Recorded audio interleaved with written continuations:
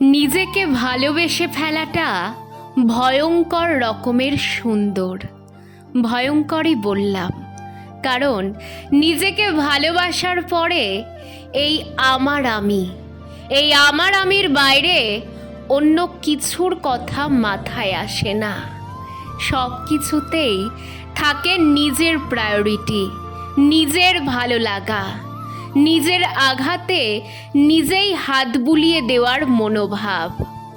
এই সময়টায় কটু কথায় সহজে ভেঙে পড়া হয় না, কারো চোখ ঘোচানোটাকে গায়ে মাখানো হয় না, হাসি তামাশা করলে অহেতুক জবাব দিয়ে সময় নষ্ট করা হয় না।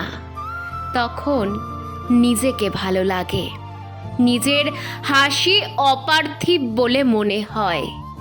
নিজের দিকে আয়নায় অপলক তাকিয়ে থাকাটাও হয়ে ওঠে একান্ত ভালোবাসার অনুশীলন। মধ্যরাতে নিঃসঙ্গতা আর নীরবতার মাঝে নিজেকেই সঙ্গী করে আকাশ দেখা, তারা গোনার ফাঁকে ফাঁকে মনে হয় পৃথিবীর সব সান্ত্বনা এই আমির মাঝেই যেন লুকিয়ে আছে।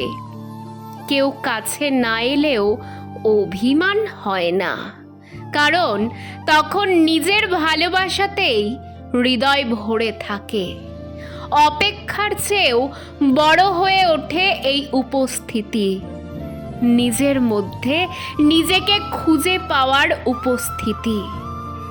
আর তখনই বুঝি নিজেকে ভালোবাসা মানেই কোনো আত্মকেন্দ্রিকতা নয়, বরং নিজেকে এতটাই আপন করে নেওয়া যাতে এই পৃথিবীর কোনো অভাব, কোনো দূরত্ব আর কোনো সম্পর্কের না পাওয়ার কষ্ট নিজের আত্মার আলোটাকে নিভিয়ে ফেলতে না পারে।